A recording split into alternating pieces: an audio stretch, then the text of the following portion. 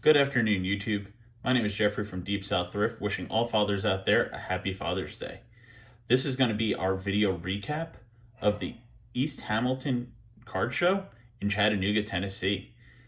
We spent probably about 6 hours at the show, spending approximately $430-ish and picking up well over 600 cards. We definitely hit the value boxes. We definitely got a chance to talk with some dealers and kind of get a pulse for where the hobby is at currently. And to be honest, it looks like it's in pretty decent shape. I know that the economy looks a little rocky, but there was a lot of people there. There was raffles going on. There was a lot of excitement. There was a lot of buzz. Prism was kind of all of the talk, as it should be, considering it came out very, very recently.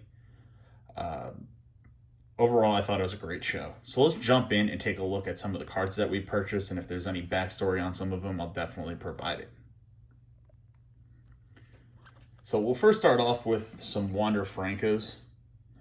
We were in a value box, and they had some Wanders.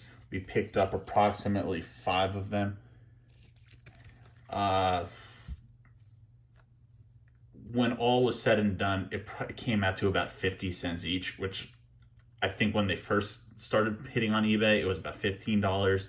I don't currently remember where they're at now, but this is just something I'm just going to take and stock away, and hopefully when he comes back from the injury that he's currently on, he starts producing and he starts seeing a little bit of a spike. The next thing that we picked up was this 2020 Derek Jeter patch card. Being a New Yorker, Derek Jeter has always kind of had a warm spot in my heart. He was that leader of that Yankees franchise. Next up, we picked up a Hometown Heroes Frank Thomas dual relic, numbered out of 99.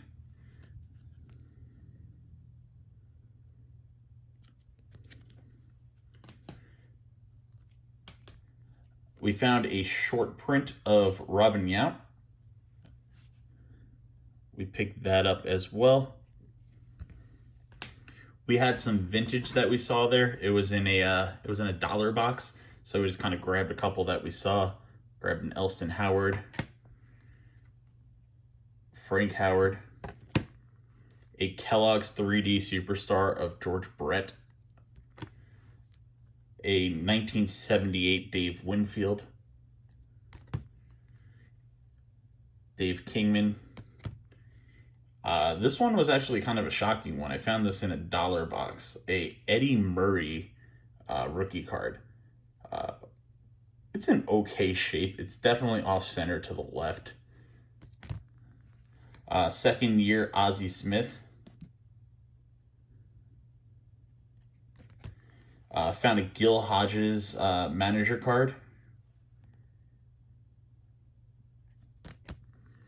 Was talking with one dealer, and he was talking about how he put a card in his dollar box, and he was like, if I could find it, I can get it.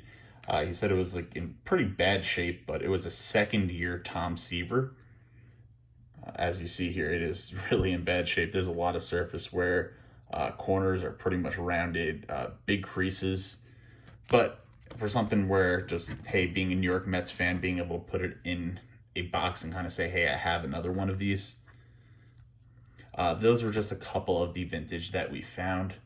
I was looking through a box and I found a bunch of those home run challenge cards from Top Series 1. Picked up close to 25 of them. Felt like I got a great deal on that, whether or not I scratched them in, try to redeem them, or I just try to sell it as a bulk lot. I feel like for 50 cents each, getting 25 of them, about $12.50, wasn't too bad. As I was walking around, a fellow collector came running over to me, trying to sell some of the cards that he had in his package. I didn't necessarily know what he was trying to go for, but he comes over with this entire box and was just like, is there anything you want in here? I'm trying to look to move some of them so I could pick up a better card or a bigger card. I said I'll look at the entire box and I'll take it. He was kind of taken back by that, and it looked like he was just trying to move one or two of them. So the card that we kind of came to an agreement on was the Jonathan Taylor Sage Hit rookie auto. Overall, I mean, it was a decent pickup. I think I spent $15 or $20 on it, but I was helping a little kid get a card that he was looking for. Being in Atlanta, thinking about setting up at a future show, I was trying to pick up some Braves. I found this Andrew Jones upper deck from, what year was it? I want to say it was 2000. This would be a good card to put in a box and just kind of see if somebody goes through and picks it up. I was talking with another collector. Him and his wife set up at the show. He was trying to make a little bit of money. The wife was like, hey, let's just get rid of everything. So I spent a decent amount of time at his box. I picked through, I probably got close to about 100, 120 of the cards that I picked up at that day at his table. One of them that I picked up was this Robert Woods Bowman Sterling rookie card. It was numbered out of 75. It is part of his helmet, it looks like, which I thought was a pretty cool looking card. I know he's coming back from injury this year, so if he starts to take off, maybe make a couple of dollars on that card. Also in that box, I found a Marshawn Lynch relic rookie from Press Pass. I know Press Pass isn't necessarily all of the buzz, but for spending about 75 cents on a card, this card looks pretty nice.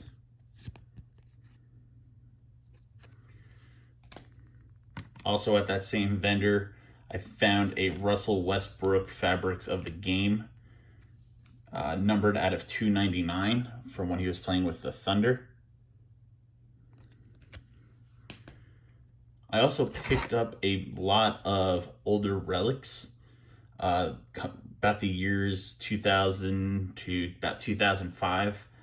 Some of these cards to me are really cool because these cards actually are authentic, like game-worn shirts or jerseys, as opposed to a lot of the relics that you see now where it's just like a plain napkin or something that might or might not have been worn, but it was definitely touched by a player.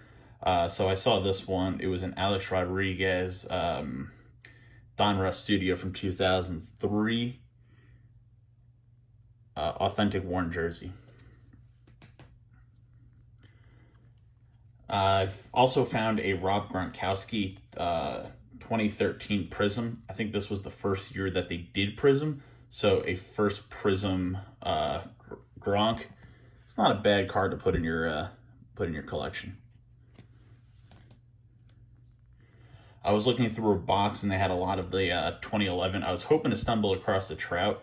I mean, I would have definitely been honest and told the person that they had a $1,000 card potentially in their box.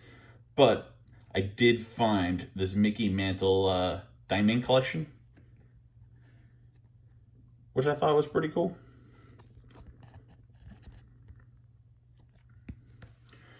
We found a couple of short prints as well. I found this Ricky Henderson 2017 Topps Update short print. Good old Ricky.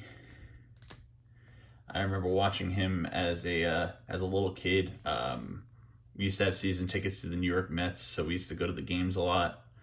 And then one year we flew out to San Diego when the Padres were playing at Qualcomm, and I was in the outfield just trying to catch fly balls as a normal 10-year-old would do, and Ricky Henderson was out in the outfield, and I was like a study rat or book nerd when it came to statistics. I knew everything, so I was just sitting in the outfield just trying to talk to all the players as they're catching the balls and throwing them into the stands, and Ricky came out there and was catching a couple of balls, and I just remember rattling off statistic after statistic, and he just kept feeding me balls and just kept throwing me one after another, and then my dad had to come down and he was like, hey, let some of the other kids get some baseballs. But I remember coming back from that trip having 8 or 9 different baseballs from batting practice, which I thought was really cool. So Ricky Henderson always has a strong place in my heart, just because I remember that experience. It was a great trip. Also a really great experience catching that many balls during batting practice. This one was a neat one because I was going through the box and they had a couple of these non-football but football cards. a Gale Sayers Godwin Champions. It's not numbered, but I figured for like $2 or $3 I could kind of pick this up, maybe put it on an auction, see what happens with it. I'd be shocked if I got 10. Picked this up in a quarter box, a Deebo Samuel rookie wave. It's anybody's guess what's going to happen this year with Deebo. I know he requested a trade because he wants a contract extension, and I cannot see the 49ers granting that. Another good pickup I found was a Joe Mixon rookie jumbo materials from XR, numbered to 49. I figured this would be a good hold for a little while, and then as it starts getting closer to the season, going and selling it. I picked up also an Ozzy Albies. I was just scrolling through a box. Somebody had it pretty cheap. Albies is my favorite, or my sister's favorite player. And it's unfortunate that he's injured, but she's been wanting one of his jerseys for the longest time. So my father finally bought her one, and I was going to give her this card on Father's Day. But, I mean, he's injured, so I don't know how she's going to react. I haven't seen her since the news of the injury. But here's an Ozzy Albies. She's about 13 years old, so trying to get her into the hobby, maybe give her a card or two. I was trying to bid on an auction on an auto of his. Definitely went out of my price range pretty quickly. That was before the injury. But I figured giving her a couple of cards, seeing if I can get her interested in the hobby, and definitely fuel some future growth. Or even better, if I can have her come to card shows with me, and she can man the table while I go and try to talk to other dealers, trying to make some deals. That'd be pretty cool as well. We picked up some more Wander Franco in that same box where I picked up those 5 rookies earlier. I found the Generation Now, as well as a home run challenge. It'd be unfortunate if it was redeemed. No, it's not. We also found another Wander Franco Welcome to the Show. These have sold pretty well for us. I think about $4 or $5. As I said, I was a Mets fan, so when I was looking in the boxes, I found a couple of early 2000s Upper Deck relics. So I found this Mike Piazza Spectrum Upper Deck. I found this Pedro Martinez Destined History. I also found a 2020 Brendan McKay Independence Day Parallel, number 76. We got number 71.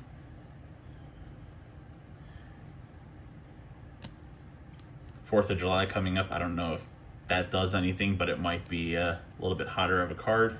I mean, he's not necessarily as desirable of a player, but I mean, you never know. Somebody's trying to go for that collection with 4th of July coming up.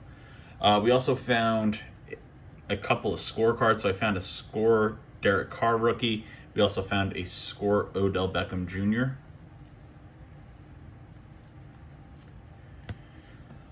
In one of the boxes, we found a mosaic orange fluorescent Dennis Schroeder, number 12 of 25.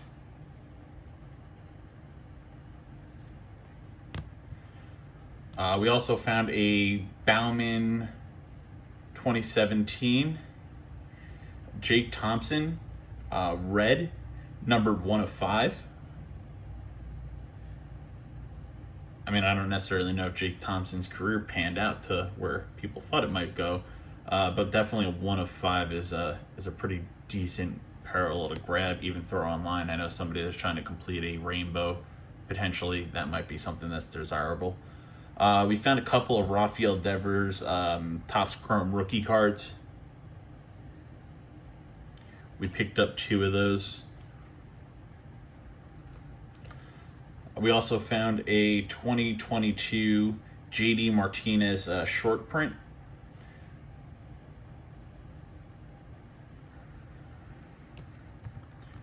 Uh, 2021 Prestige Stars of the NFL Carson Palmer Extra Points Edition. It's not numbered or anything, but it does have part of that green on the Seahawks jersey, so I thought that was pretty decent for not being numbered and having at least 2 colors in there.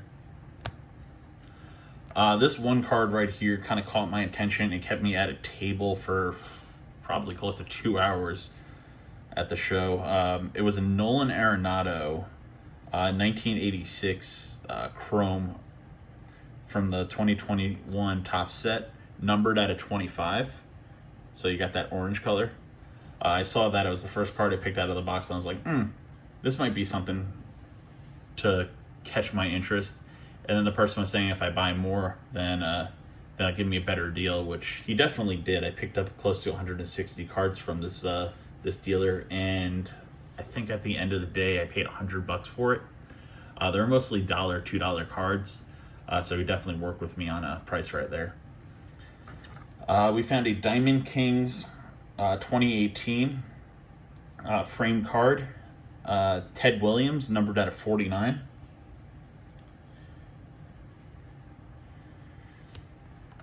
This one also kind of drew me in. Again, being a Mets fan, I saw this card. It's a 2011 Donruss Elite Brandon Nimmo, numbered at a 585 autograph. This one looks like it's on card, which is pretty cool. Again, being a Mets fan, like when I see a Mets card, I kind of gravitate toward that table. And if the dealer's got some good stuff, I'll definitely be there for a little while. So that's what it looks like on card, which is nice. He's having a better season this year, which is great. The Mets are playing out of their mind. I don't know where it came from. Again, being a Mets fan going into the season, I was like, great, looks like the Braves got this one again. But they've been playing so great this year, which is amazing. Speaking of Mets, we found a Pete Alonso first baseman. It's paper, which is it's okay, but being able to find a first baseman was pretty nice. We also found a Genesis. It's not necessarily the greatest player, and they're wearing their college uniform, which is crazy considering it's a pro product. Actually, this makes more sense. They're actually wearing their professional jersey. They just have it as Oregon. I'm so not used to seeing Portland have the word Oregon on there. Granted, I also don't follow basketball that much, but we did find a Norman Powell Genesis mosaic, which is pretty sweet. And then another table I walked by, they were just trying to clear out, I guess, by this point, but they were like, any card that we have in this box is $1. So naturally, myself being a flipper, also having a store and wanting to eventually set up at shows later on, I was like, all right, let me take a look. So what we ended up finding was a bunch of 2016 Select Silver Prism relic cards. So here we have like the Paxton Lynch, we have a Braxton Miller, we have Josh Doxson, we have Will Fuller, which if he ever just gets his act together and maybe he could be a decent player. We have a Cardell Jones 4-color patch actually. I didn't catch that black on there. We have a Connor Cook from the Oakland Raiders at that time. We have Corey Coleman on the Browns. Devontae Booker, who last year saved me drastically in one of my fantasy football leagues. We got Christian Hackenberg for the New York Jets. Another one of those great Jets quarterbacks. Hopefully you picked up on that sarcasm. We have a Laquan Treadwell from the Minnesota Vikings. We also have a CJ Proyce from the Seahawks. All of these cards were numbered at 99, and again, being $1, I was like, why not? So I went through, I probably got close to about 60 cards, 70 cards from this person for $1, and then he had a quarter box, so I went through and I picked out probably close to another 20 to 30 more. We ended up coming to a deal where he gave me all of the quarter cards for free and then took a couple of dollars off of the dollar cards, which I thought was great. I wasn't really expecting that. Another couple of just fun ones that I found. Gary Sheffield. I remember when he played for the Mets, he also played for the Yankees, so being a New York player. It's weird because this one shows him playing for the Tigers, but he's wearing his New York uniform. I guess this is before the days of photoshopping. And then I thought this one was really cool. It was a Moonshots Fleer Ultra for Mo Vaughn, which, being a Mets fan, I remember when he launched this ball like probably 3/4 of the way up the scoreboard at Shea. Monster of a hit. And it's just kind of funny seeing a card that says Moonshots, and it's like, yeah, that's right on the nose. We also found a Deonte Johnson pink Prism rookie card. It should be interesting this year what the Steelers do. I know Big Ben's gone. It's going to be interesting to see how that team goes forward. Is it going to be Mason Rudolph? Is it going to be Trubisky? Who's going to lead that team? I also found a Jacob deGrom green foil, numbered at $4.99, 2022. Should be interesting what the Mets do when he comes back and he's fully healthy. But yeah, I mean, that's just some of the cards that we picked up at the show. When we go out there, we just want to make sure that we're definitely getting our money's worth. If we're driving, especially with this economy, an hour and a half to go to a show, we want to make sure that we're definitely leaving feeling satisfied. And overall, I think I did pretty well. Again, we picked up close to about 640-ish cards, I think it was. I had written down somewhere. We spent approximately $430, which was great. So it ends up coming out to around about 75 cents a card. Being a reseller, we can put some of these cards on Facebook. We could put some of them out at other shows, or we could even put it on our eBay store.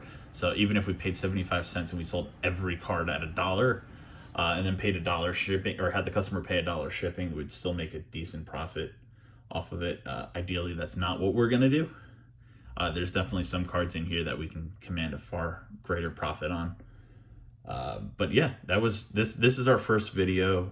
Definitely, if you like the content, if you want to hear more of it, like and subscribe. Definitely give me some feedback. I really do appreciate it. Like I said, this is my first time I've ever really done a YouTube video, and any feedback is pretty helpful. Again, drop down in the bottom. Just tell us who your favorite team is. If we can get 100 subscribers on our channel, we'll do a giveaway. Just, again, tell me your favorite teams, and whoever has the most amount of teams, I'll try to find a top player from there and raffle off, or pretty much give away about $100 valued card. So again, like and subscribe. Definitely comment below with who your favorite team is, and we'll find a card to give away. Thank you, everybody. Hopefully everybody has a great Father's Day. Look forward to talking to you next time.